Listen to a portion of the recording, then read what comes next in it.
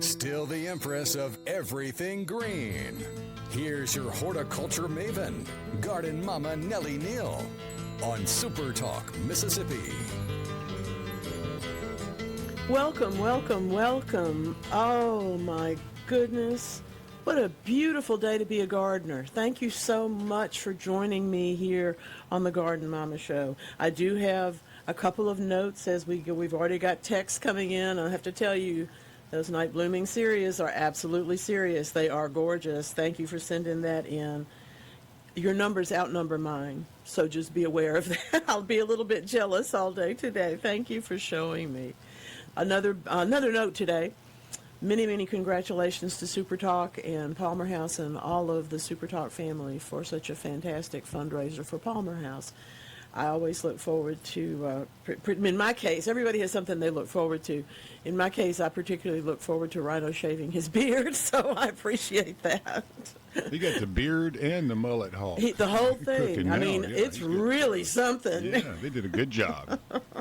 And, of course, that goes a long way because he has a lot of fans, too. He wouldn't want me to say that. He wouldn't like that idea. But it is very dramatic. It's a year's worth of hair gone. I'm such a, I guess, obsessive compulsive, maybe, probably the right wording. There's no way I could not trim a whisker, and then once you trim one, it's 100. It's downhill. It's downhill. Then you've cheated, So I couldn't pull that off. I think the key is not looking in the mirror. Yeah, I'd have to live out on a mountain somewhere and just take away all the scissors and clippers because I am absolutely. I'm going to, if I see one that is going the wrong direction. I love that. That's mine so just funny. Don't grow together. My dad was like that. He was very precise about all those things. So I understand what you're talking about. Mine doesn't look precise, but if I didn't do anything, it would just grow like Brillo pads. Well, straight out. I'll tell you the truth. Our friend Rhino really does have fantastic beard. He does. He grows wonderful hairs. He and Dave Hughes have the best. Fabulous. I ask Dave all the time, man, how do you get it to go? He goes, it takes a long time. And I've tried. I've gotten it at least 6-7 inches. And it's still, mine just goes. If I don't put a lot of wax in it and stuff, it's untamable. That seems like a lot of trouble. It is, and it's not comfortable. It's like, I have hair from another century. I have really thin. I mean, the hairs themselves are thin. I have a lot of hair, but the individual, so they don't take to a whole lot of style. Mm-hmm. And one of the best things anybody ever told me was, you're not ever going to use enough product to get your hair to look like you want it to, so you should just get over it. Just get over it. And there are a lot of things like that. There really are. That brings me to this note that came to me last week. I guess it was during the show, but I wasn't looking at email, of course. I was looking at texts and whatnot. Regarding your remarks about how this show should run, let me remind you just very politely, my name is on the show for a reason. And as long as my bosses don't complain, I'm a happy camper. Thank you so much for listening. I really appreciate it. Now, that'll get other people to listen. They'll want to know what it is I said that was so offensive. It was not offensive. None of it was. Trust me. Anyway. Oh, those beautiful cereus. Walt in New Albany sent in a text basically before I had coffee today. So I'm happy to check into this, and I just really appreciate it. I may have to make a T-shirt for Garden Mommy.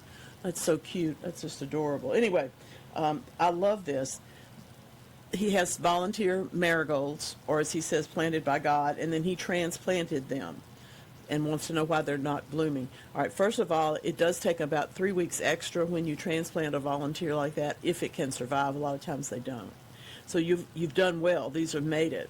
So I think it's just a matter of some fertilizer and making sure that you're not losing anything to spider mites.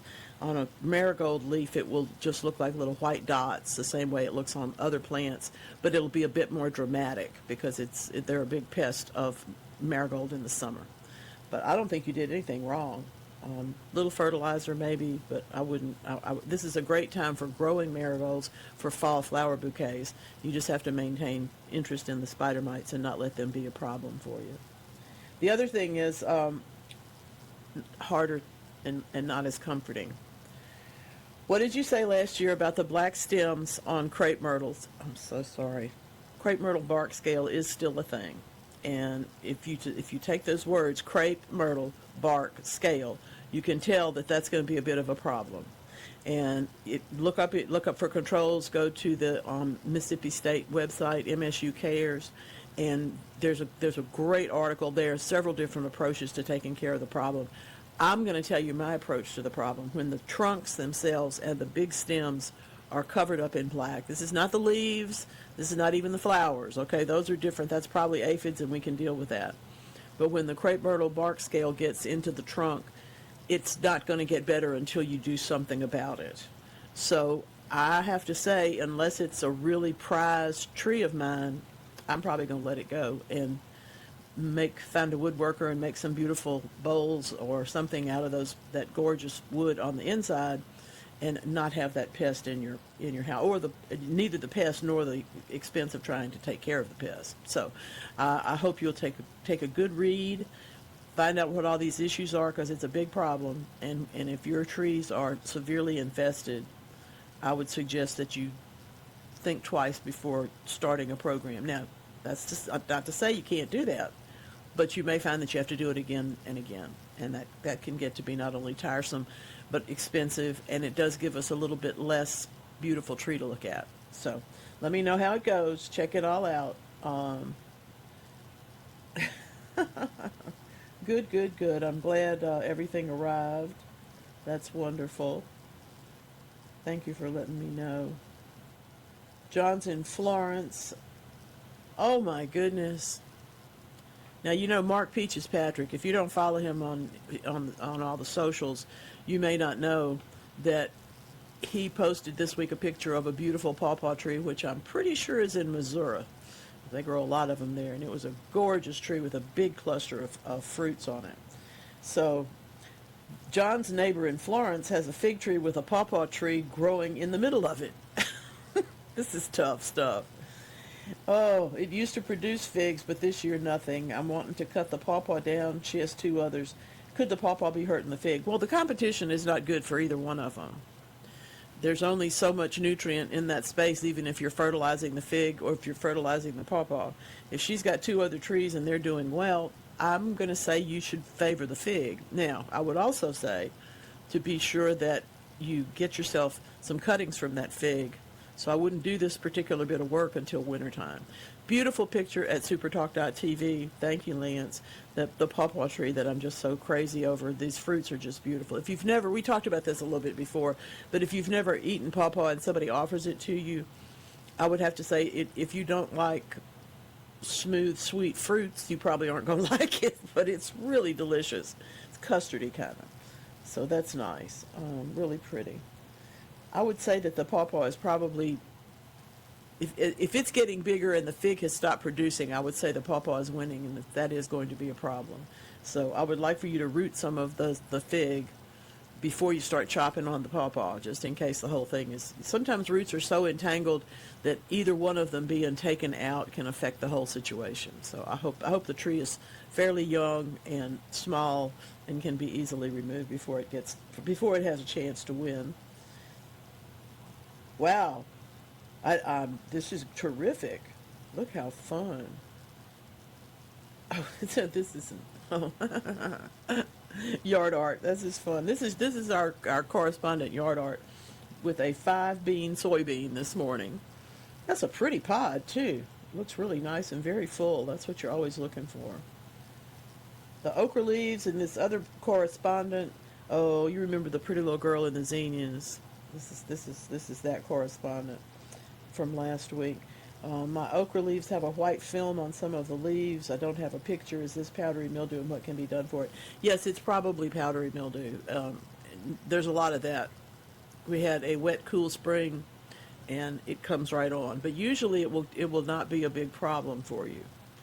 I'm sorry, I meant to say wet, humid spring. That's what brings more of that. Isn't that a lovely zinnia? What a gorgeous butterfly. That's so pretty. Lovely, lovely. Y'all are really getting good at this taking pictures thing. Appreciate you sending them to us. That's gorgeous. There's some people will use a fungicide to take the powdery mildew off, and that can be very helpful. But it's also true that it will go away on its own in most cases. If, however, it gets so thick on there that the leaves start falling off of the okra, that's when you would want to use a fungicide, because it would mean that you're not getting rid of it as the leaves fall. Okay, it's not a big problem. It only becomes a problem when it causes the leaves to weaken and drop off the plant. So that's what you need to watch out for. A lot of people are growing okra this year, I'm happy to say. I'm going to invent something today. I have a little bit of okra, and I have some tomato and basil that I have already cooked into a solution, and I'm going to do something that involves, it won't quite be okra and tomatoes, but it won't quite be anything else either. I'll let you know how it goes. Oh, another picture at SuperTalk.tv that I did bring today.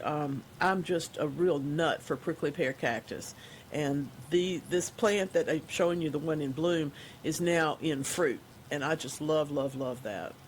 I want to talk to you today about solarization, and you will see that photo if you happen to join us at supertalk.tv, and I sure hope you do. There's the only thing better than solarization to get rid of weeds, either where you are growing things already or where you want to. Really, the only thing better than that would be solar panels that ran my air conditioner, because that would save me some money.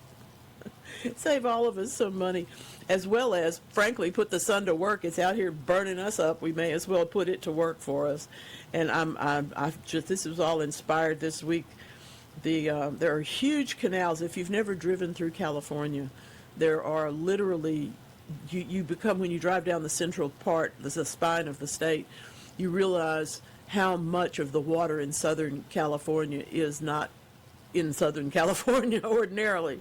It comes down in these canals, okay? So I have to tell you, they've now started, because what happens, of course, is that then it gets hot and dry and the water evaporates and there's not enough water. That level of evaporation on that big of a space is tremendous. And they also have to have pumps to keep it going as it goes south anyway.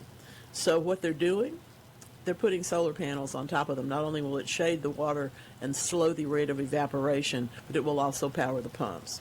Now, if I think about that, why am I not running my air conditioner that way? Or at least my solar lights outside. I mean, it just makes sense. It just makes tremendous sense. I wish I knew what I was looking at. But y'all go to SuperTalk TV. You'll enjoy it, too. It's a beautiful statue. That's lovely. Delightful. Speaking of California, we're in California today. This background is a photo by Michelle Fulton, my friend, sent to me from Camp Bandito, California. That is not a place that actually exists all the time, but it is a camping area. And in this particular case, the campers, it's a reunion of West Coast artists that I'm lucky enough to know one of. So my friend Alan sent that to me, but Michelle took the photo, and it's just beautiful. It's a lovely glimmer, and we don't have that much till we have to go pretty far north in Mississippi to get a little bit of a rolling area. And in this case, of course, it rolls right down and then goes to the ocean. So it's a delightful place to have a camp out. It looks to me like they've been having a very, very good time. There are a lot of things going on, and solarization is one of them. I want to make sure that I don't give it short shrift today. The whole origin of the word garden is in many ways similar to the origin of the word guard, or to enclose, and sometimes we have to really work hard to get the garden to work for us. But to lay out and cultivate a garden always means selecting the plants that you want over the plants that you don't want in that space. So in many cases, solarization should be the very first thing you do. For example, if you've decided you're going to put in a garden, let's say next year, or you've decided you want to make a bed to plant tulips and daffodils in at the end of this year, people will tell you to start the soil prep, but they may not tell you to start the actual process of removing the weeds. So 6 mil clear plastic put over the space you're trying to clean up of weeds. It could be literally a piece of lawn that you've mowed down and scalped because you're looking to put there, that might be your best sons. You're going to take maybe a 3x8 stretch and make a flower bed. Or maybe you're going to do something a lot bigger and put in a couple of rows for a vegetable garden, several raised beds, something like that. what you need to do is make sure that the weeds aren't going to outcompete you in the same way that, unfortunately, the pawpaw tree is kind of outcompeting the fig, it sounds like. The thing that I would recommend heartily is if you dig into that soil and you realize you've got roots either of the grass that's there, or you've got a whole bunch of different kinds of weeds in there that have been coming up regularly over time, this is the time for solarization. And it is simply clear the area. You don't have to dig it all up. You just chop it down a little bit, leave some green, but chop it down so that you can put the plastic tightly over it. Dig a trench around the area, fill the whole thing, cover it up in 6 mil plastic, and then bury the edges or put bricks on them or whatever it's necessary to get it to stay in place.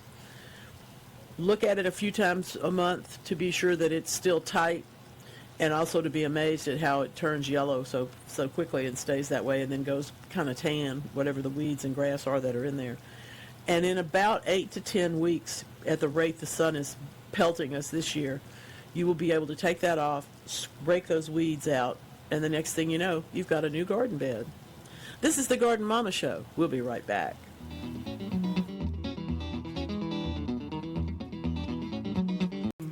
Thank you so much, Eddie. Appreciate Eddie Rose, our own green man. You know what? Sometimes when you search for things, you find things you didn't know existed.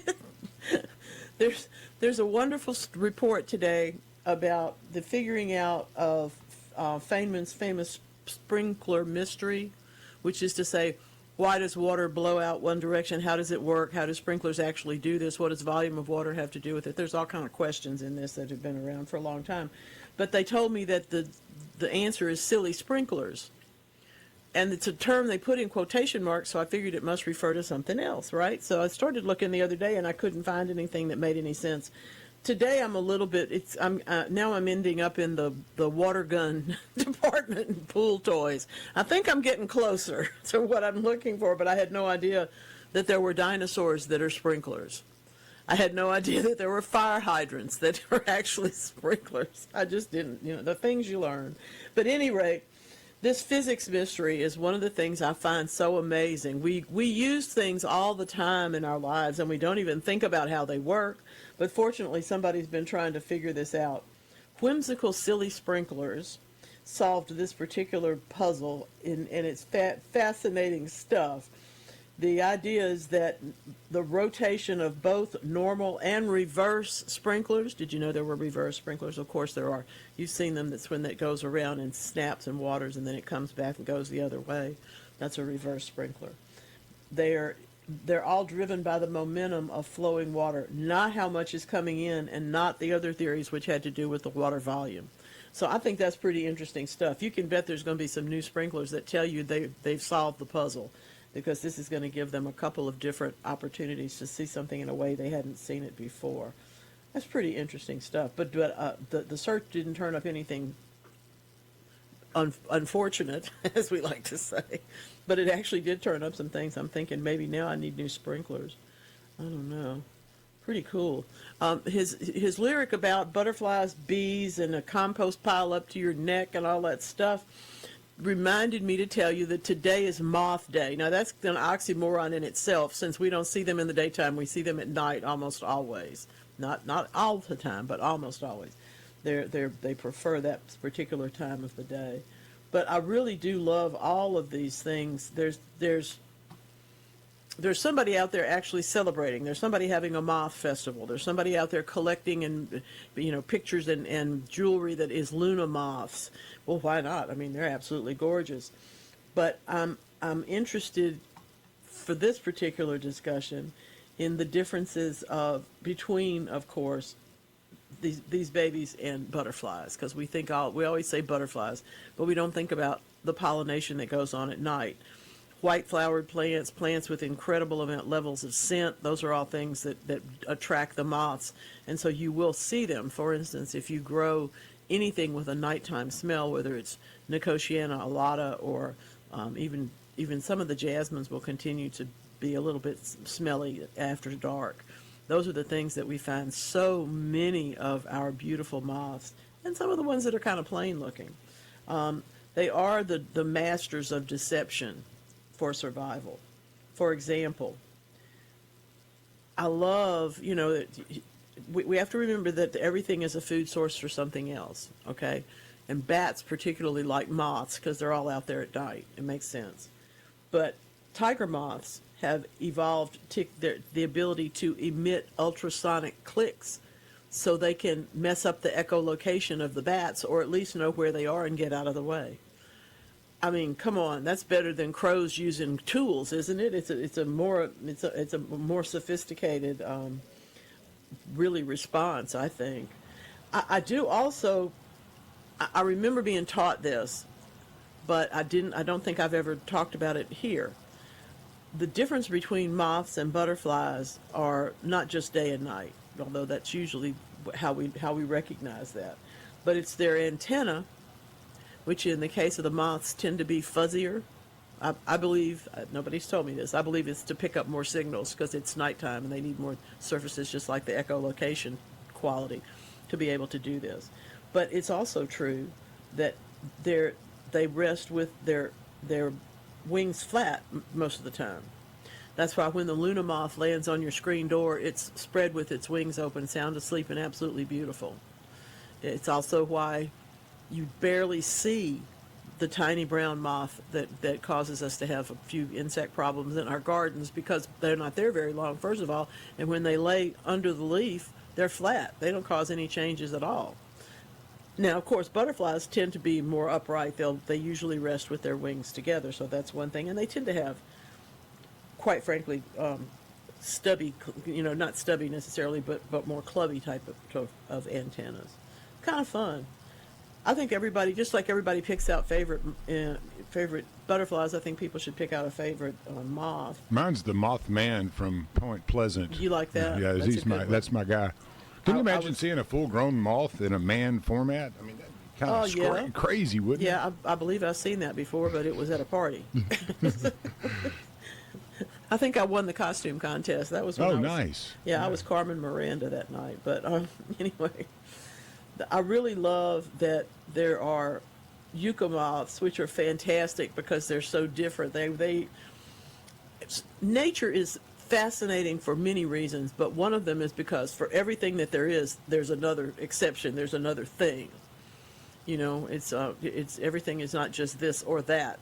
It's this or that or the other or this one over there, or it's just like everything else. There's a myriad of responses to their lives and their evolution. In the kids' case, the female moth intentionally collects pollen and rolls it into a ball and packs it into the flower stigma to make sure that there will be seeds for the next generation to feed her babies. That's what the squash moth is trying to do to your squash plants. When those egg clusters appear underneath and they're hidden, that's what she's trying to do. But in this case, this particular moth doesn't have to do anything except make their own place for the babies to be seeded from. So I think that's very cool. It's just another one of those crazy things that are so much fun, so much fun to learn about, so much fun to do something about. Such pretty things. The ones we don't see in the daytime, some of them are absolutely gorgeous. Their fuzzy bodies pick it up. They're not like bees, but in the same way of so many other pollinating insects, they pick it up and then they move it along. One of the most interesting things really about moths that we don't teach, it's the same thing as the way that you tell them from a butterfly, but it's also true that some of them store the energy from their caterpillar stage. They don't even have mouth parts. Okay, it's really interesting. They live on that. They live just a very short length of time. 10% of adult moths, including giant silk moths, which are really pretty, by the way, have no functioning mouth parts and no digestive system. They live on what they produced as caterpillars, and they literally are just the next thing for the next generation. It's interesting. It's interesting. I don't know that we, as human beings, we think we know everything, but there's so many things that impact the next generation that sometimes we don't think about.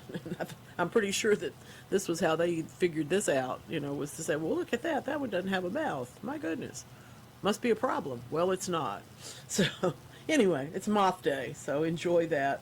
I just think that's a real funny thing to me, the notion that we've got another another opportunity to look at some of this crazy stuff, another day. They're not big talkers, is what you're saying. That's right. And they don't have any digestive system, so they won't have to worry about the cyclosporia.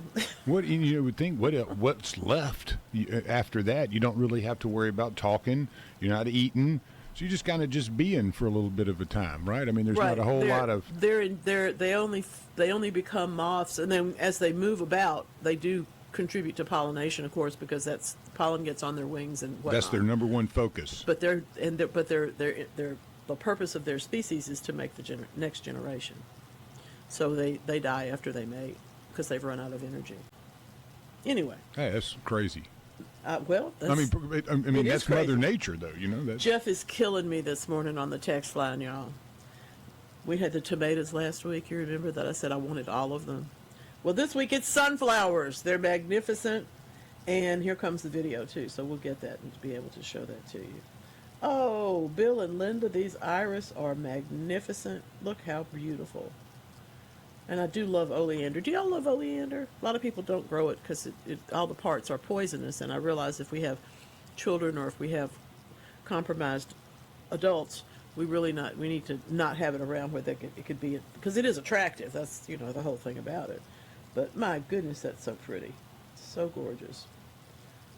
I think that's the color that I want. But I gotta say, what variety is this iris? That is magnificent. It's purple and white, and literally purple and white. It's really, really pretty. Thank you for sending that today. Just lovely. We have, when we do solarization, one of the reasons that we do this, of course, is because we would like there to be a little time at least after we plant the new bed that we don't have all the weeds in the world coming up. And it does last quite a good period of time. I'm not going to say it's forever, but it's once you've got those gone, they're gone. One of the things that I learned about a long time ago, and I have since seen the physical picture of, most big research horticulture facilities will have a department that just studies seeds and how they grow and what they do, and it has a lot to do with that particular environment and the land they're in and whatnot. But when they grow a carrot, for as long as the carrot can go in proper conditions and all that stuff, never pull it up, but basically take pictures of it after it's been there however long, 6 or 8 months, maybe 2 years in one case. The length to which the side shoots, the adventitious roots come off that carrot is so impressive. And it is really one of those things that tells you how long we've been working with all of these beautiful plant materials and what it takes to create one that's going to keep our interest for any length of time. So I think that that's part of the fun of it, and also part of the mystery. So it's just like finding out that there's 10% of moths that have no mouth. It's not only interesting to talk about at the dinner table, but it does make your head scratch a little bit. It makes you think, makes you go, well, let me see what else I can find out about this. And that's why plants are poisonous, like the oleander, is another one of those questions. They were obviously so prized by too many predators that the plant had to develop some defenses, and continued to do that.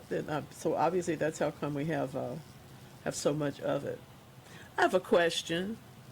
Lance, are you going to go see the Odyssey? Well, yes, I have to. It's historical account, But it sounds like your kind of thing. I'm a fan of the book. Read it many times, so yeah. Well, yeah, that's why I don't know if I want to see the movie. Well, I have to do that. Yeah, I'm just going to have to try.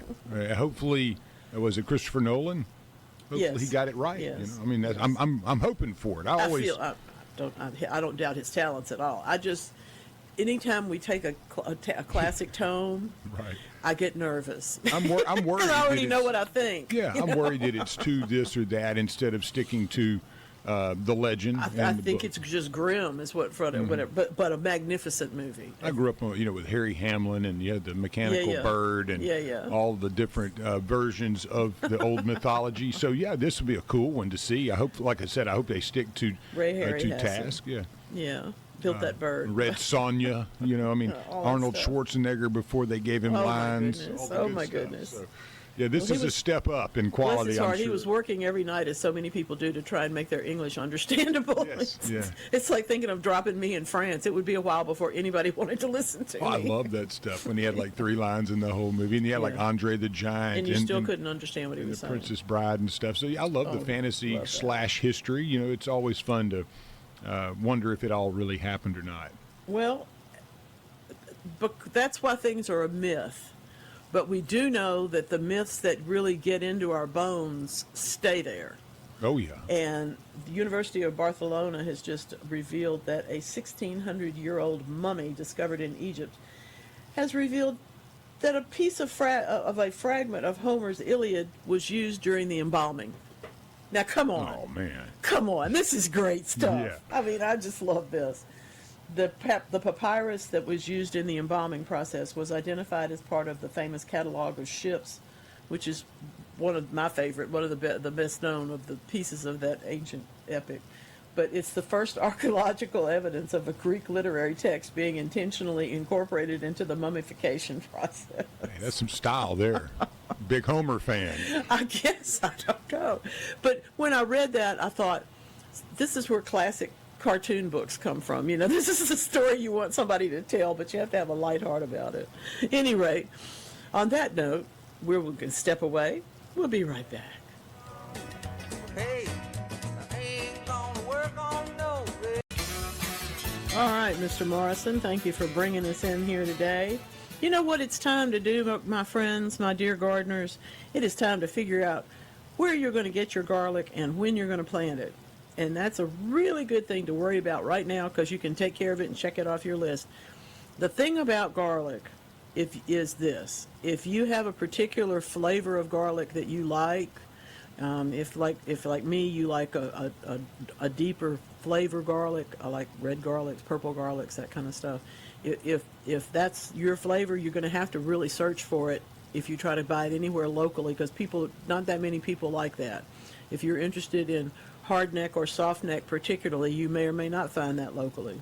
If you buy garlic at the grocery store and plant it, it might grow. And sometimes it's great. Sometimes it's not. If you buy elephant garlic, you're going to have a very, very mild flavored garlic, but it's going to be lovely for a whole lot of different cooking things that people like to do. It's not that people don't like garlic, they just like a lighter flavor in it, a lighter taste. In areas of mild winters, as we certainly are here in the Deep South, the folks at Renee's Garden want you to know that you need to plant garlic and shallots in the fall, but at least the timing specifically goes to at least a month before you expect any really, really, really cold weather. So that you put that on your calendar, for the same time you're planting overwintering annuals, because you always want those pansies to get established. You always want the other flowers that you're starting in the fall for spring harvest, foxgloves and things like that. You really want them to be able to get established before the cold weather comes in on you. So we do that. But it's important to know that there's really 2 different kinds. This does not count shallots. There's probably 4 different kinds of shallots that I can think of right off the top of my head. But hardneck garlic, the big cloves grow in a single circle around a really woody stem, and those tend to be, quite frankly, a little bit really a lot more flavorful to me. But I hesitate to say that, because there are people who feel like anything that really tastes like garlic is too much garlic, but it's a strong garlic taste in most cases, and it's also something that I think you'll enjoy the looks of. It's a pretty plant, but it has a shorter storage than the softnecks. The softnecks are really layers of cloves, and you know the difference when you see them in a shop or where you buy your cloves, and they're going to be mild usually. And this is actually, if you see garlic braids, these are the ones that are in those braids, and they're very pretty. They're lovely, but it's just different. There's more cloves per head than in the hardnecks, and a more balanced flavor, a lot of people would say. So just think about that. I'm considering buying. I would have to decide to invest, but I'm thinking about buying a shallot from Renee's Garden this year that is really sounds lovely. I've grown several kinds, but this is a different one that I haven't heard of before. And so sometimes you just have to do that. You just have to take that chance and see if it will grow, and sometimes it will. Speaking of that, I cut back the cherry tomato to 2 little clusters of leaves down at about a foot up off the ground, and that's all there was. And today it's at least 3 feet tall. That cherry tomato has responded tremendously. Yes, I do use some organic fertilizer on it at this point, and the nitrogen is what helps to produce that effect. Something that you probably you may or may not want to know this, but in the world of all of our friends, this just sounds terrible, but today is a big nitrogen day, and that's one of those things that just sounds funny until you think about it. I hope it's not something that bothers you for me to talk about it, but there are a couple of things going on in the nitrogen world that people are very, very surprised about. One of the things is that the University of Leeds is working on this. I don't know if you are aware, you probably are, it's that Europe has been very hot this summer. And in fact, there are no air conditioners left to sell. You have to order for next year if you're in the UK. But what they have discovered is that affects their plants, of course. You may remember, about 10 years ago, we started hearing the reports from southern England about their ability to grow wine grapes, which nobody thought was possible, but it turned out to be possible. And it's one of those things that has changed. So after deforestation, you always got to keep realizing that when you cut trees down to build houses, or today is the day that we celebrate cars with wood on the outside. Those were called woody wagons. The surfer guys and all that. We celebrate that today. But you got it every time you cut the tree down. It turns out you got to do something about it. You got to replace it. You got to replant it. There's always another need for another tree.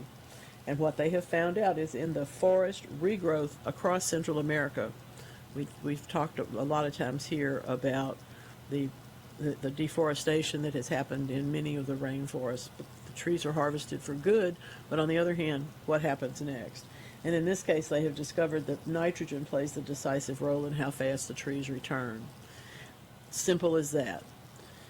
Now, what does that tell us? Well, that tells us, it reaffirms actually for us, the notion that the organic gardeners used to put out, that all you needed was nitrogen, all you needed was compost, that's all there was. And that is true given perfect soil otherwise, because the thing you lose the most of is the nitrogen. But in this case, it tells you that the reverse is true. If we're trying to get things kicked off, we also need this nitrogen. Guess where else we need nitrogen? This is from Arizona State. Locust swarms really do a serious issue. I mean, it's a big deal. They threaten the food supplies, they threaten people's livelihoods, and it really is a big mess. What they've learned, they've been working with farmers in Senegal where there's a similar problem. Improving the soil health dramatically reduces the environmental damage the locusts can do, and it comes down to the nitrogen levels in the soil. I'm fascinated by this because it affirms so many of the pieces of the puzzle that I have given to you all, which is it's essentially, and only really in many cases, that if you feed the soil first, the plants will be better able to take on whatever you do give them. If you give them fertilizer, if you give them water, if you just give them time, they're going to do better if the soil is healthy. And I'm happy when there's, famous experts that prove me right. It's not that I made that up. I did learn about it, early on in my career, but I learned about it in a more practical way over time, over growing, over gardening. And so I'm happy to tell you that when somebody goes out and proves me right, it's even more fun than when you prove me wrong. Speaking of invading critters like grasshoppers, Asian mantises, these are very pretty. I don't know how to tell you this, but they're threatening Europe's wildlife. This is a piece, they're really pretty. Striking looking Asian praying mantis species have rapidly increased because they are now in the temperatures they're capable of surviving over the winter. And that's, of course, one of the changes and things that we've just had to really pay attention to here lately. They're expanding northward. They prey on the native insects, the pollinators, And quite frankly, they also reduce the native mantis population because I think they eat them too. So it's not good. And then, of course, just like any place, when a new species comes in and they begin to breed with the existing species, one or the other of them suffers in its future profile. And in this case, the natives are not getting as good a break as the other folks. Just fascinating stuff. I'm always interested in what's going on in this world of ours, and I appreciate your texts and your calls to the Garden Mama Show. Keep them coming. We love you. You're the best. We'll be right back. Still the empress of everything green. Here's your horticulture maven, Garden Mama Nellie Neal, on SuperTalk, Mississippi. Welcome, welcome, welcome. My goodness, what a beautiful day. Yeah, I know. It's hot. Okay, so what? It's summer. It's the Deep South. And I have to say, I wish I had written that book, What You Do When It Gets Too Hot. Okay, think of how many copies I could be selling in all of the Northern Europe and places all over. Put awnings on your house, learn how to close your blinds, all of the things that we just do by second nature, they've never done before. I was listening to someone from Denmark who said that ordinarily in the summertime, that's when they open up all the windows and try to get all the sunlight in because it's not that sunny of a place. This year, not so much. Maybe they don't know much about Mark Chestnut. They should probably listen to him a little bit over there. Maybe. It's too hot to fish, too hot to... All of that. Yeah. All of that. Too hot to fish, too hot to golf, too cold at home. Yeah. The All Europeans are learning. They're figuring it out. And I will say that I do know a couple of folks who went to Italy recently because it's usually so pleasant in the summer. It's hotter there than it was in Houston, where they're from. Anyway. Well, air conditioning sales for next season should go up, and by then it'll be 82 all summer. Best piece of advice that I know a friend gave to a young man was, if you want a future that lets you travel anywhere, they used to say be a taxi cab driver. No. Now you need to be an HVAC person. Yes. If you know how to do HVAC, you can get a job anywhere. You can. I mean, it's something that we talk about and on that's the show. hard. Yeah, the show coming up is... Yeah, of course. Handyman. There was a great... I was watching a podcast the other day. The guy that did the Ford commercials was on with, I think, Sean Ryan, and they were talking about how many welders were needed just for the shipbuilding side of the needs that we have in this country. And the number was astronomical. I mean, it's like, if you're in that pool of folks, and the way that you get paid is extremely well because you're in such high demand. And y'all listen to me now.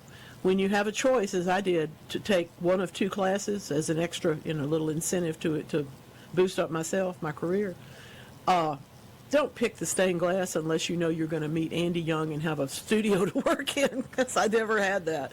But I sure could have taken that welding class. I think I could still be, pretty busy with that. Well, stained glass is so beautiful. Magnificent.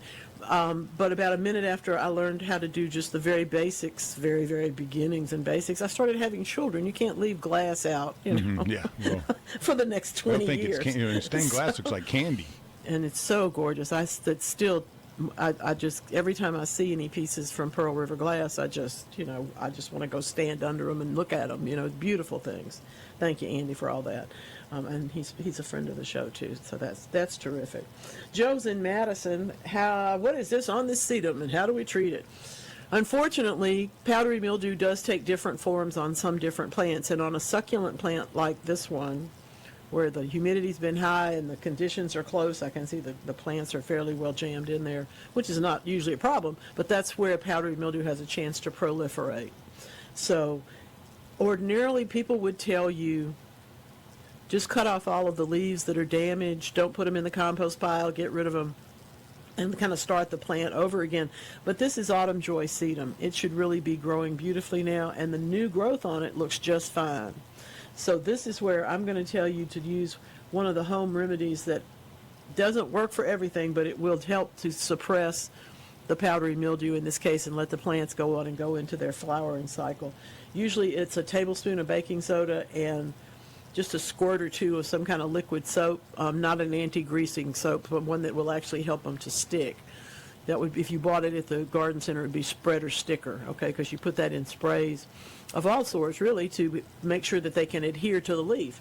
And in this case, it's about a gallon of water for that 1 tablespoon of baking soda.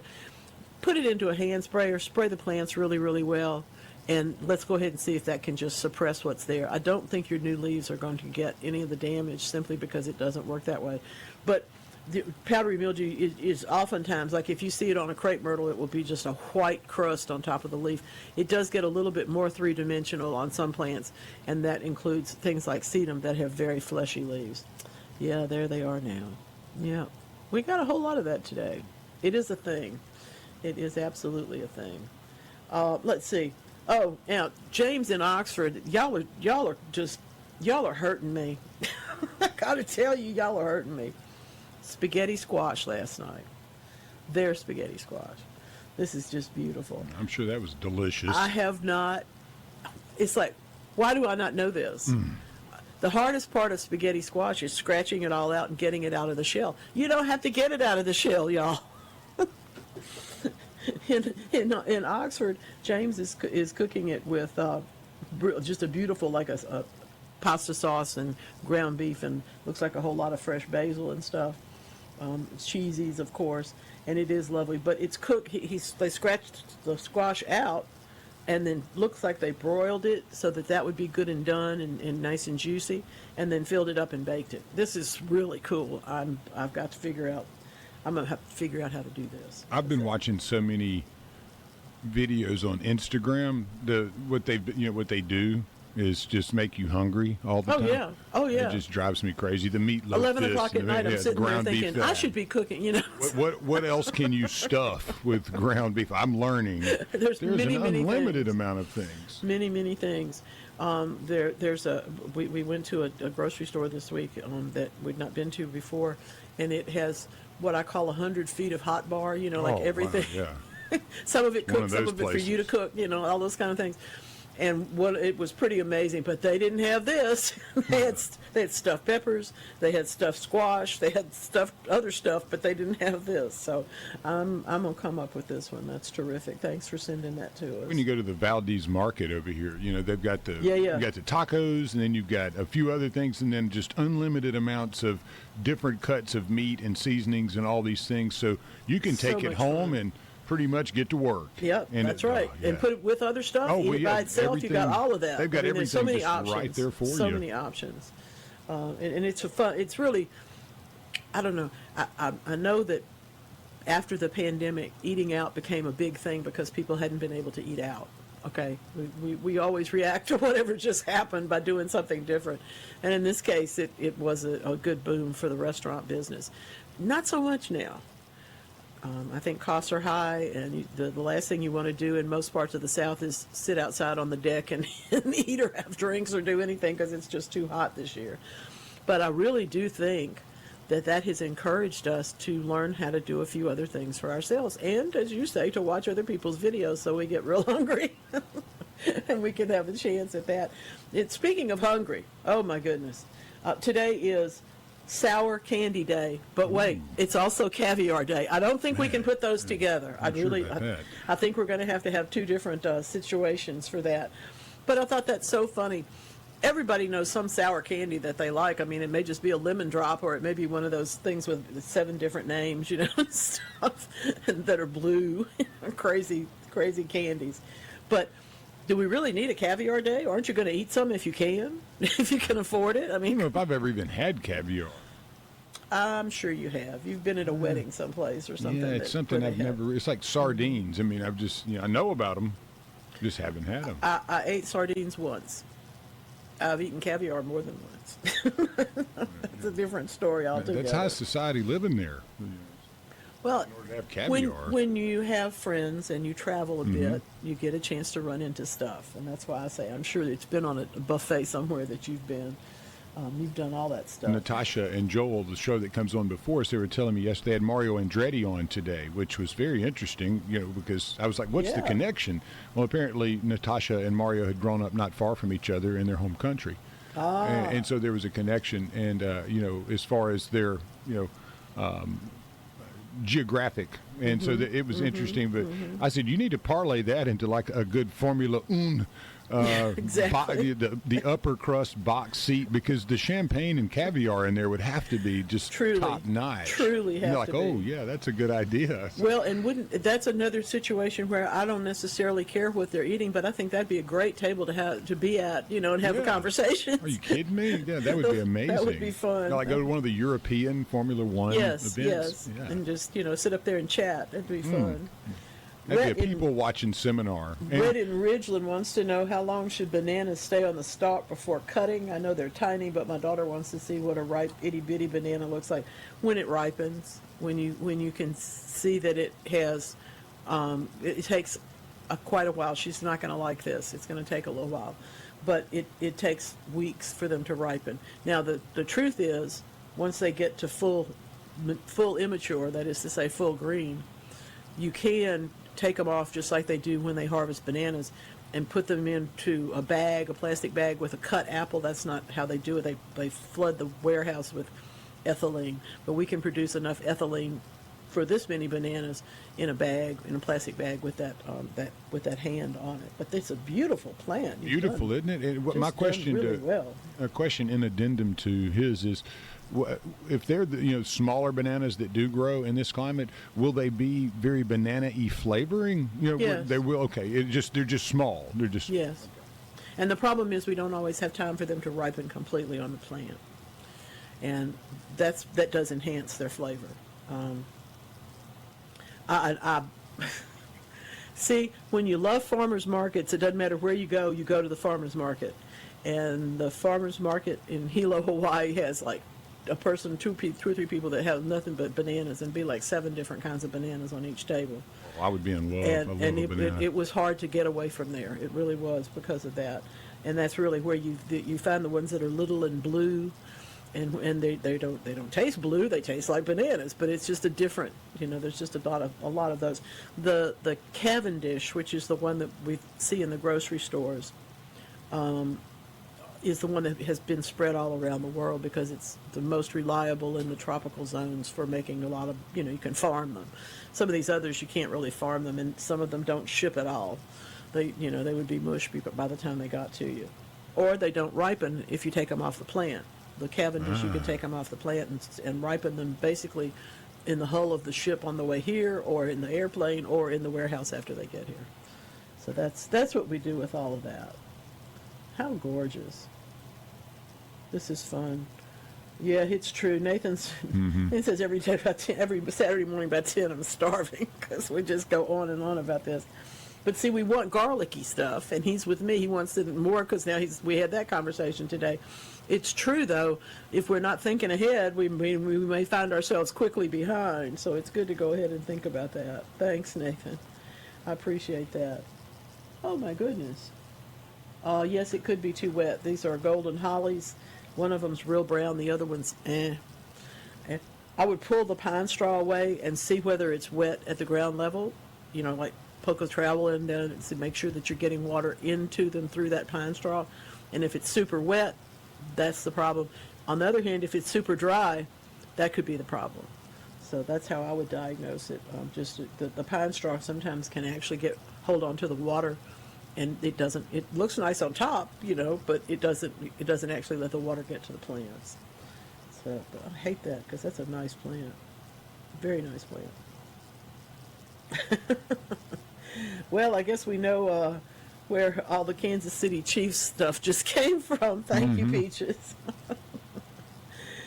Oh, my goodness. When we travel, we do travel, don't we? That's fun. Great question there about zoysia. I would have the same question from where he's asking about the depth or the height in which you want to keep it cut for it to grow thickest. Beautiful yard, but yeah, 4.5 inches is really too high for zoysia. It's going to be thicker at about 2.5 inches. Okay. The only one I want to get as tall as 4 inches is St. Augustine, and that's because sometimes you just can't stop it. What about Bermuda? Is it Bermuda's much lower, inch. Bermuda's. That's why those people are out there mowing those greens every day. Yeah. because you got to keep that Bermuda down tight. at it really tight, and also to keep it green, because as soon as it starts to actually grow over itself, it turns into seed pods. So Bermuda has to be kept, and it also makes a much better, not just putting surface, but walking surface too. Question and addendum again is, when you're in the growing phase of a new yard, like my Bermuda I've topped it pretty good. It's about 4 inches right now and I cut it a couple days ago. I still have seed in the ground from a second round to kind of go over some areas that the heavy rains just pushed it away. Sure. That's greening, and it's, that stuff's kind of fuzzy up to about a quarter to a half inch, but the other is 4 to 6. So I had to get in there and kind of trim it down. Will it be okay to leave it at that length, or do I need to go in and cut the Bermuda down to the the Bermuda will grow faster if it's shorter. Okay, even in the growing early phase. I was going to say, but if it impinges on the stuff that's just coming up, you don't want to cut that yet. Okay, so just kind of patience over the next week, you think, and then because I do want to go in and cut it down. It's beautiful. The grass is grown in nice. I don't want it to brown. I don't want it to lay down, which some of it is trying to, because like you said, it needs to be tight. But I didn't want to disrupt or over cut it, and then the stuff seeding underneath and coming up, get burned up or anything. Or I just was curious. So, it would be okay to go in and cut the Bermuda lower, but be careful in the areas where I've added. Just try not to, because what you'll do if something's only about a new seedling is only a half inch tall, and you cut it off, it may not be able to come back. Okay. That may be, that may be considered weed control. Gotcha. Thank you. I needed to hear that. So be careful. I love this zoysia, though, that we're looking at in the texts this morning. When you talk about wanting it to thicken up, you really do have to fertilize it. And I'm going to just go ahead and tell you, classic slow release fertilizer on this lawn right now, cut it down to 2.5, 3 inches. It'd look entirely different in a month. All right, now, we got to get out of here because there's a wingding coming on, and we'll be right back. Thank you so much, John Hartford. Appreciate that. Well, I guess the wrong one. I thought that this pretty blue plant that's on the roadside in Missouri, good morning, Peaches, I thought it had to be bellflower because it's so tall. He says it's probably chicory. Well, it looks like chicory. It just looks tall. So anyway, it's a lovely plant. There's not enough blue in our landscapes. And I have to say that the chicory does close up at night. I know that because I've grown it before. But I don't know about the campanulas, the bellflowers. I don't know. It's a beautiful plant. I know it's not lobelia.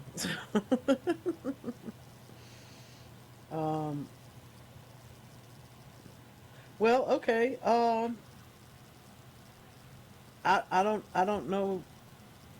I don't know how to answer this question, so I won't answer it in public. But I'll write you.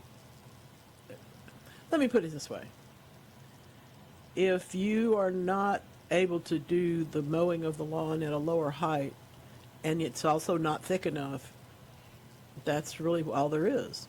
I mean, it's somebody else's property. I get that, and but if they don't fertilize and they also want that zoysia to be 4 inches deep, it's going to be a conflict. So I appreciate your attitude of wanting to help them understand how to get a thicker lawn. On the other hand, if they like it the way it is, that's just kind of have to just leave it that way. And it's also the same problem with other grasses. But anyway, now I will put my email address in here, and if you want to talk to me about it some more, I'll be happy to do that. I've had lots of clients in my life, and I disagreed with some of them, and generally speaking, I did what they asked me to. I think that is important, but I also realize that if my advice as a horticulturist is not going to be taken and something's wrong with what happens, the result, it's kind of a dilemma, isn't it? I had that issue as a financial and wealth manager. Yeah, you give some great advice, and you knew it was right, and then you didn't have the same respect on the other side of your opinion, and you do what the client says, right? Yeah, I mean, you kind of have to. As but if the results turn out poorly, as long as I've documented it, Exactly. I've got the email where I said we really need to cut this lower and fertilize it, But anyway, and by the way, I didn't catch up with Scary Gary, but I will eventually when we talk about the next month. We're going to talk about winterizing and whatnot, as they call fall feeding. Anyway, there's a lot of things about our lawns that we can address in July, and we don't necessarily do that as much as we should, simply because we're busy. We got other stuff going on. The next thing you know, it's Halloween. I mean, it's just, I understand. I know how that goes, but it's also true that if you'll pay attention now, you won't have to pay so much attention later. Same's true of roses. If people have not pruned their roses this summer, this is the time to do it to get the fall bloom back. If you've got roses that you grow for thick stems and big flowers, hybrid teas, for example, is usually what we do that with, but also Aloha and some of the other classics. We can make them have nice thick stems for the vase. But if we're not cutting them back in the middle of the summer, we won't get that fall bloom. So it's really important to understand that. I have to tell you, these are some of the prettiest speckled butterbeans that I have seen, Florida speckles, and I love that one. That's one of those things where if people eat a lot of beans, they don't think about butterbeans as being different from other beans, but they are. They have a little bit different texture and a little bit different growth habit, and because they bear mostly in the heat, they tend to have a richer flavor than some of the others that we like. For example, black-eyed peas that we could have picked a month ago. So anyway, just an idea to think about it. But the plants are beautiful and the beans are lovely. And now we're all hungry. Nathan and I both want some butter beans now. Do blueberries have to be pruned? Yeah. That's a random answer. There are people who don't ever prune them. I had a friend who insisted that she let hers get to be 15 feet tall because then the birds ate the ones on the top and she still had plenty to pick. Okay, that worked for her. I'm not going to say it won't. But they're trying to get some height on them. They're 5 years old and only 4 feet tall. So I would suggest, I'll tell you, Greg, this is the thing. This is not the point. We're too far past the harvesting to start pruning on them, and as you say, they've already put on some new growth. So why don't you give them some acid-forming fertilizer and help them grow into the fall? Just a little bit, not a whole dose, maybe about a half a dose. But if you do that now and then do it again in the springtime, you'll begin to help them put on some girth. And then right after you harvest next year, that's when you do the pruning. That also helps them to have the whole summer to grow and get thicker. So both of those things work. 150-foot row of those butter beans will produce a gallon of shelled beans every week for 4 months. Now, come on. You know that's high quality. Somebody's working. You know, that's wonderful. But it is one of the things about about butter beans, excuse me, is that because it's in the heat, they're set, they're going to go, and they can take it. So that's the other advantage of them. Let's see, we've got another question in here. We've got tall marigolds growing in our raised beds that are falling over. Can we prune them back now, and how much? Yeah, cut them down by half and put them in the vase. They'll be lovely. They just got a little thin stemmed. That's why they're not standing up straight. But give yourself the opportunity to cut those, and then the fall growth will come up and be bushier. I love that. All these cats. We got cats all over the place today. They're guarding everything. They're taking care of all of it. I mean, it's serious. That's wonderful. Okay, I know it's not blue lobelia because that doesn't bloom this early. All right, I'm going to go with chicory. Okay. I did mention the surfmobile, as we called them in the time. None of us had a surfmobile, but we thought everybody in California did. Certainly in Florida. The wood on the side of the wagon. Sometimes the actual frame of the car was made out of wood. They were that old. The most famous one that people collect, and that if you can get this one for your movie, you're going to be paying a lot from the collector, the antiquer. But the 1940 is a fascinating thing. There's so much in the whole world of plants and associations with things. But of course, the idea was that the wood paneled station wagon, because it was so different from everything else, really does. I mean, Surf City USA mentions it. the Beach Boys, Surfer Girl, all of those things. I guess that's why we all thought that it was a coastal find. But it's also true that people camped in them even before they had RVs or Airstreams or any of those other things. And they're pretty cool looking. They're, just hunky trucks with wood on the outside, sometimes on the inside, because it turned out that was a less expensive way to make some of those frames as strong as they needed to be. So it's another really fun part about our heritage as car owners. The 1940 Ford, though, is probably the one that has the most reputation. That's because it had a flathead V8 in it, and it didn't just haul surfboards, it hauled itself. See, I did that so nice, didn't I? Anyway, I didn't say what I was thinking. I just controlled myself. But anyway, the ones that you see in the movies are pretty much a little bit later on, because they made them all the way into the into the early 60s anyway. I don't know if they made too many after that.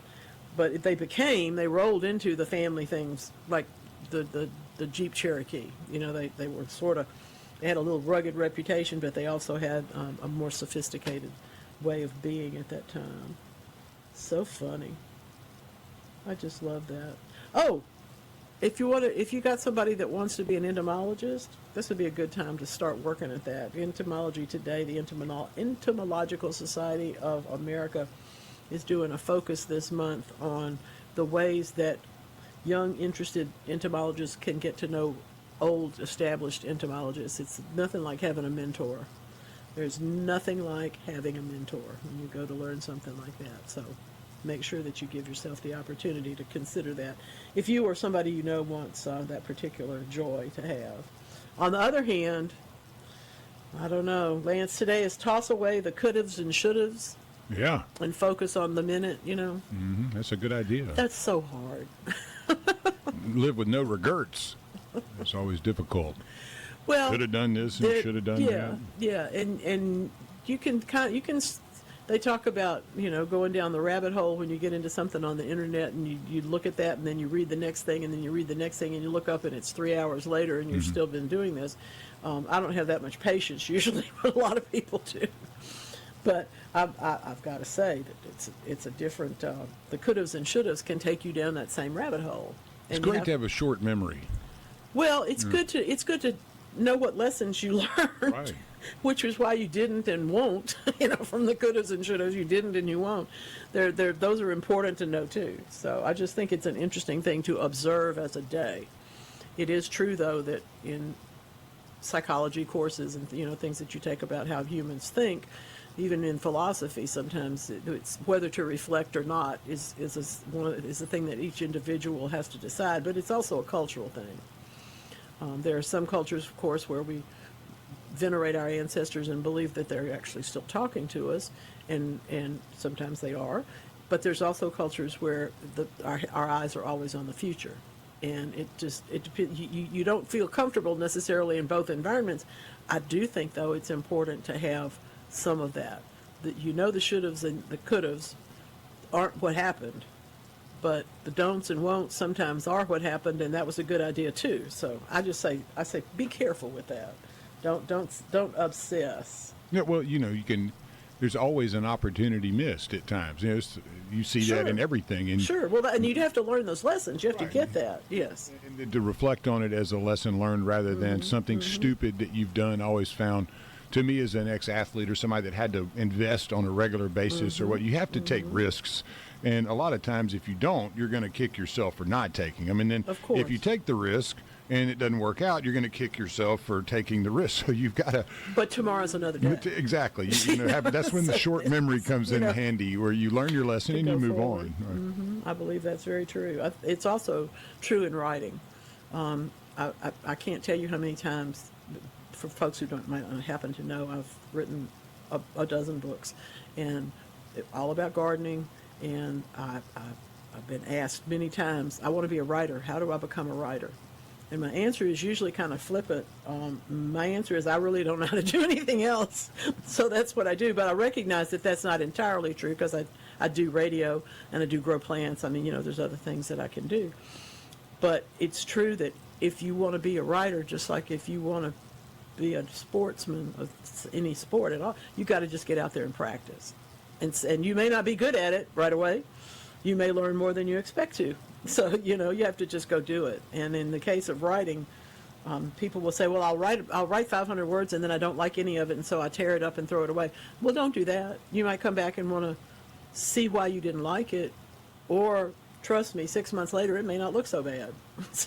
Well, I think that's you're talking about the Odyssey. A lot of histories were oral for so long, and once somebody finally wrote it down, you wonder how many drafts they went through and threw away, and before they actually were able to go, okay, I got it right this time. And how valuable would those notes be, the mistakes? If we see those things today rather than just the finished and perfected product. Because nothing starts that way, does it? I'm kind of crazy. I've always wondered if they actually just chipped off the one they didn't like and come back in with a new tablet. Right. You know what I mean? Yeah. This is papyrus. This is pretty permanent stuff in many cases. And as a result, I've always kind of wondered. Now we know today, we've learned that some of it turns up in mummification practices because they use papyrus for that. So I guess they use whatever's laying around, but it may have also been that the person loved that part more than anything else, and so he was a ship guy. He liked the boats. He's like, I want to be wrapped up in the Homer boat stuff. Just amazing, crazy stuff, but fascinating to me. Oh, by the way, thanks y'all for the folks who got in touch and wanted to get a free look at the newsletter. I'm hoping now that y'all really like it and you come back around and subscribe for the second half of the year. This is the only time I do this. Is the last 2 weeks of July. It's my birthday present to you. For my birthday. I love that.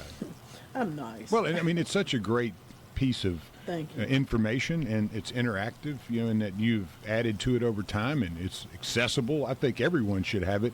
I get it for free, so folks, but that's why he's being nice. I really think everyone should get the Garden Mama's newsletter. It's amazing. Thank you. Well, and at this point, I'm going to be showing the gnomes pretty soon, so that'll be fun. Anyway, we'll talk gnomes later. Better have some names for those gnomes, and they better have 8 syllables. We do.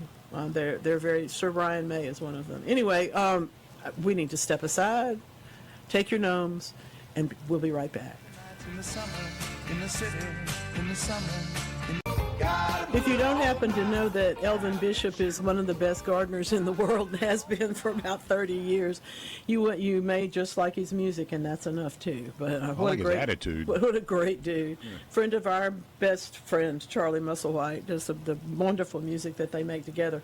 But that's an oldie goldie from Elvin. Isn't that a good one too? Because it was something that could be very depressing that he's singing about is sung about in such a way that it's almost like a relief and an upbeat mindset. That's why in concert, everybody stands up and dances, even if they're very happy where they are and don't intend to put on any traveling shoes. It's still a great tune. I may do that, kind of sing that song once the time it is to cut the tomatoes down. Got to keep going. That's right, got to keep going. But man, those things keep pumping them out. I've got more yellow flowers now. I didn't know if they were actually going to produce anything, but the last batch. We shall see. Yeah, man, we shall see. Been nice. We're having a very fortuitous tomato year at your place. Well, I've had a bunch of the blossom end rot to deal with, but the ones that have produced have been delicious. Persistence is a lot of it. It really is. We've got a lovely photo here, and I do not know what weed this is, except to tell you that a weed is any plant growing where the gardener doesn't want it. So this certainly qualifies. It looks like, I tell you the truth, it honestly looks like a whole bunch of seedlings from the Morning Glory family, but I don't actually know what it is. I will tell you that the way to get it out first is going to be to cut it down to the ground, and if it's in an area that you intend to plant later, this is the perfect example for solarization. Cut it down, leave a little bit of green there so that the sunlight can work on it, cover it up with 6 mil plastic, bury the ends of it and the edges so that it stays tight on this space. But otherwise, you can literally pull everything out and just basically plant something else, put 2 inches of mulch down to suppress it, and then deal with it as it comes up as individual plants. So I think either of those approaches could work for it. Yes, we are live today, I'm happy to say. Yeah, well, we are always live, other than July 4th. Yeah, every blue moon. But you do a great job of having someone like the Birdman fill in and do a great job whenever you need time off. So this baby here runs. We have something very exciting coming up in the fall, and I'm not going to give it away, but I'm very happy to tell you that you're going to actually hear another voice here this year, one morning, to get along with Peaches. So that'll be fun. Let's see. Oh, Corinne's got Rose Rosette. Bummer. Seriously bummer. But the Proven Winners site has a pretty good article about Rose Rosette and a lot of different examples of what it looks like. I really appreciate that the first thing that they say in their article is, does your rose ever just look ... weird? And that's what this is. She keeps cutting off the deformed branch, and it grows back just like this. That's when you can say, yes, you probably have this problem, and it is not controllable. I mean, it's not curable, but it's controllable if you just keep cutting them off. It will probably take 5 years to kill the rose. So in that length of time, you have time to root another one or acquire another one in one way or another. But it's not something that we can cure, and it's not something that we can prevent. It just sometimes it happens. It's not always, but it has happened. Oh, this is great. The pumpkin has come up in the front yard. Fertilize it and water it. And you'll keep. Those are beautiful vines. Just lovely. Just lovely. It has 6-foot runners. That's you so far ahead of people that are trying to grow a pumpkin. You have no idea. So that's wonderful. Just fertilize it and let her rip. That's going to be beautiful. I can't wait to see when the house grows its own decorations, because this is literally right in front of the porch. Yeah, I was wondering if those were decor or for eating. Well, I think either way. Come on. I mean, that's gorgeous. That's lovely. I can't wait to see it when it produces. That's going to be fun. Lots and lots of fun. Somebody sent me, that knows me, sent me a text and says, why do you always say these things are fun? Because they are. This is growing plants, having horticulture in your life, being a gardener, talking about things that are growing, wondering why some things won't. All of these bits and pieces of things are really all about what's going on around you. And it keeps you planted, literally. But it also is, honestly, I just was listening to a song last night. I'm looking for good, clean fun. Here it is. This is good, clean fun. Yeah, so just fertilize them and protect the pumpkins. And if it doesn't rain, you'll need to water them to keep them growing. So that's lovely. That's really wonderful. What fun. Terrific. Today is my day. I don't declare days that often, but because I'm talking about solarization and because I'm talking about so many other things like that, this is really and truly hardcore horticulture day. And in that sense, the thing that we talk about are, just like there's extreme sports, well, there's extreme gardening. And you may have seen it in your own neighborhood when people plant potholes. That's considered one kind, because you're not like building a flower bed in there. You're planting some things that might survive in whatever's in there and throwing in a little bit of help for them, but not too much. It's extreme horticulture, extreme practices like that, growing things in gravel. If you've ever seen they're probably one of maybe the second or third horticulture viral video was the lady who, you walk into her courtyard and it's all covered up green, and when she picks up the edges of the plants, of course, they're all seeded in the cracks between the pavers, and they grow from there. That's all the soil that they have. All right, so that's that kind of stuff. We might go do rubble gardening.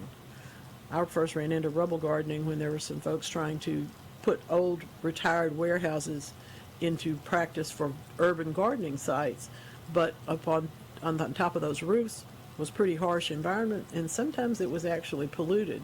So there were things that they would bring in and just put boxes together to use the space, and then use whatever rubble was in the place to plant in, because you can't put a whole lot more weight up on a roof. But the weight was already there, so you knew it wasn't going to collapse it. So that's how you do rooftop and rubble gardening.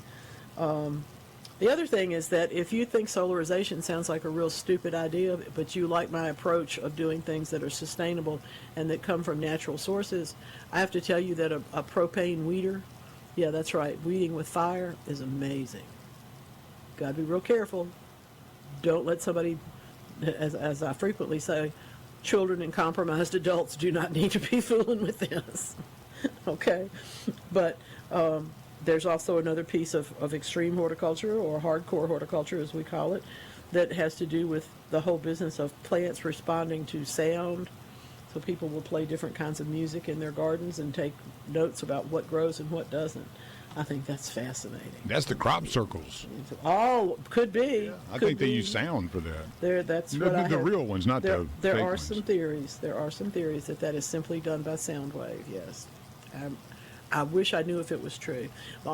I had another text from somebody. Where are you sitting today? It's at SuperTalk TV. I'm sitting at Camp Bandito in California, thanks to a photograph taken by Michelle Fulton at their reunion this weekend. So it's a beautiful shot, just lovely. One day we'll be gardening on Mars, and we'll Yeah. have you in front of that. Well, we hope so. Yeah. We hope so. I did think about, since Matt Damon's getting so much attention, I did think about that where he's growing the potatoes. Oh yeah, good stuff. We could put me in the spaceship. Anyway, thank you all so very, very much. Take care of yourselves. Give yourselves permission to listen. Be nice. See you next week. Mississippi Media. Download past episodes at supertalk.fm and contact Garden Mama anytime at mamaonair@yahoo.com.